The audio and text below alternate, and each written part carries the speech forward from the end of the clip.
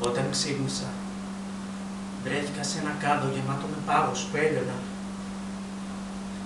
μαζί με την πύρα High Life του Miller. Το δέρμα μου ήταν μπλε. Προσπαθούσα απεγνωσμένα να αναπνεύσω μέσα σε εκείνο τον κάδο, τον γεμάτο με παγάκια. Οι άνθρωποι κάνουν τρομερά πράγματα σε έναν άνθρωπο όταν είναι άγνωστος σε αυτή την πολιτεία. Πονάω παντού, σαν να με κλώτσαν και να με έριξαν κάτω. Όχι σαν να έπεσα, αλλά σαν να με κλώτσισαν. Μια φορά θυμάμαι, όλα μου τα μαλλιά ήταν κουρεμένα ΣΥΡΙΖΑ. Άλλη μια φορά με είχαν πετάξει σε ένα σωρό σκουπίδια κοντά στη κεντροστοιχεία και γύρισα πίσω με καψίματα και ουλές στο σώμα μου. Άχρηστοι άνθρωποι σε τυραννάνε όταν είσαι άγνωστος.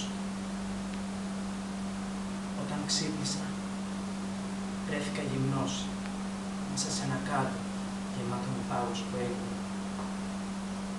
Σύρθηκα έξω στο χώρο και πήγα στο διάδρομο. Άκουσα κάποιος να βγαίνει, ναι, ήταν μια πόρτα ενός ασανσέρ και είδα ένα διάδρομο που οδηγούσε σε ένα ξενοδοχείο.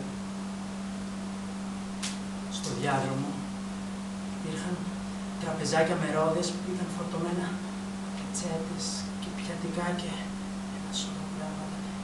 Και γαλοπούλες και ζαμπόν και ολόκληρα χοιρινά. Και μπουκάλες και μπουκάλες και μπουκάλες από ποτά που δεν είχαν καν ανοιχτεί. Και ολόκληρους κάδους με παγάκια που έγιναν. Όταν πήγα εγώ εκεί, κάποιος άλλος έφυγε. Κάποιος άλλος έκλεισε την πόρτα όταν πήγα εγώ. Εκεί πέρα στο διάδρομο, μέσα στο ποτάμι, πράγματα, αντικείμενα, σκόρπια, γυναικείες όρουχα, χάλκινα, σκορπισμένα,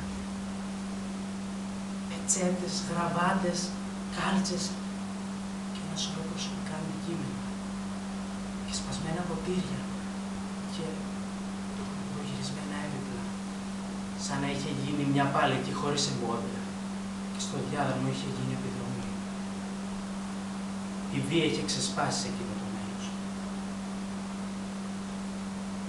Θυμάμαι που σήκωσα το τηλέφωνο να ρωτήσω ποιο ξενοδοχείο ήταν αυτό, αλλά δεν θυμάμαι.